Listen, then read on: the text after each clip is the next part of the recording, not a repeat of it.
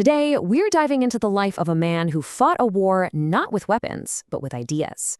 A man whose mind didn't just decode the secrets of his time, but in the process actually wrote the code for our future. Alan Turing. I mean, just think about that. That was Alan Turing's reality. His story isn't just about cracking codes, it's about this incredible battle of intellect that laid the very foundation for the digital world we all live in today. So before Turing could even think about building a computer, he first had to imagine one. And his journey didn't start in some fancy lab. It started in the purely abstract world of mathematical logic.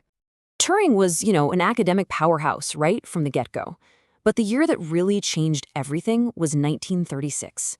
While he was at Cambridge, he published this paper that proposed a thought experiment, an idea for a machine that could, in theory, compute absolutely anything. He actually called it an A machine for automatic machine, but we all know it today as the Turing machine. The concept is just so elegantly simple. You've got a head that reads and writes symbols on an infinitely long piece of tape, just following a basic set of rules.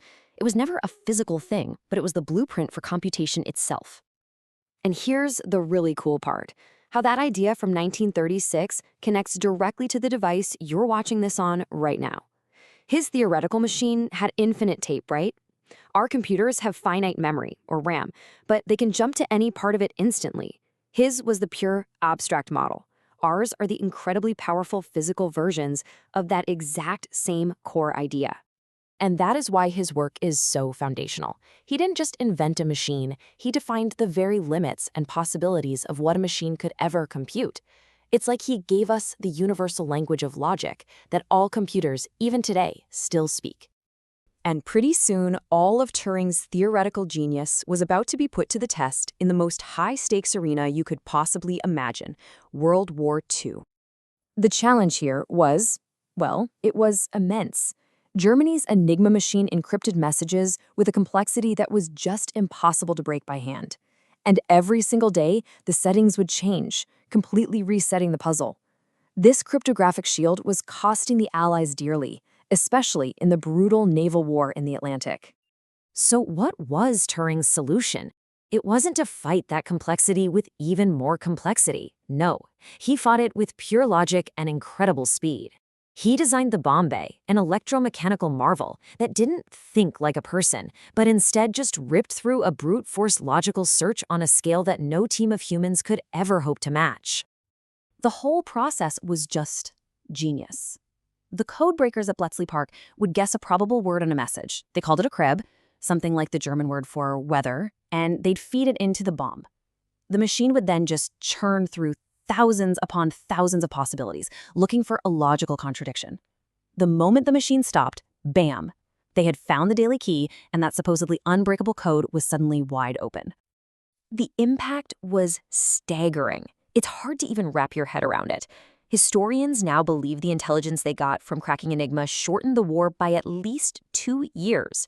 It was one of the greatest intellectual feats of the 20th century, a victory that was won not on a battlefield, but inside the mind of Alan Turing and his team. So after the war, having built a machine that could follow rules at an unbelievable speed, Turing turned to an even deeper question, one that would really define the next and final chapter of his life. It's such a simple question, right? But it has impossibly complex answers. I mean, how do you even begin to define the word think? Turing saw this philosophical trap right away. So, in this landmark 1950 paper, he decided to just sidestep all that ambiguity. He said, let's replace the philosophical question with a practical, observable test, a game. The setup is pretty simple. A human judge has a text-based chat with two hidden entities. One is a human, the other is a machine.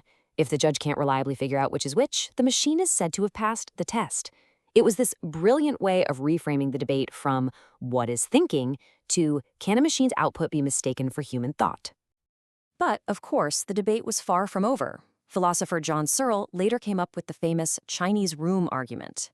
He said, look, a machine passing the test is just like a person who doesn't speak Chinese, sitting in a room, following a rulebook to manipulate Chinese symbols.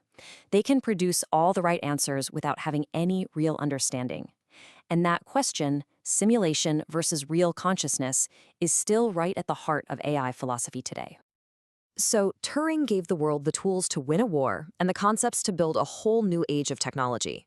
But the world he lived in, well, it wasn't ready to accept him for who he really was. And this is the great, tragic irony of his story. His wartime work was a state secret, so nobody in the public knew about his heroism. But his private life as a gay man was considered a crime. The timeline is it's heartbreaking. His conviction in 1952 led to this horrific hormonal treatment that had devastating effects on him. Just 2 years later, he was dead. And it took more than half a century for the British government to finally, officially apologize and grant him the pardon he so deeply deserved. And his legacy has, quite rightly, become about so much more than just technology. It's this incredibly powerful reminder that real progress depends on inclusivity. When you stifle talent because of prejudice, it's a loss for absolutely everyone. So when we really look back at it all, his impact is just undeniable. From the theoretical blueprint of the computer, to cracking Enigma, to asking the first big questions of artificial intelligence, his fingerprints are all over our modern world. And that, maybe, is his most enduring legacy. He challenged us with a huge technical question, but his life, both his incredible triumphs and his awful tragedy, challenges us with a profound moral one. It's a question of acceptance, of justice, and of how we choose to build the future that he was the first to decode.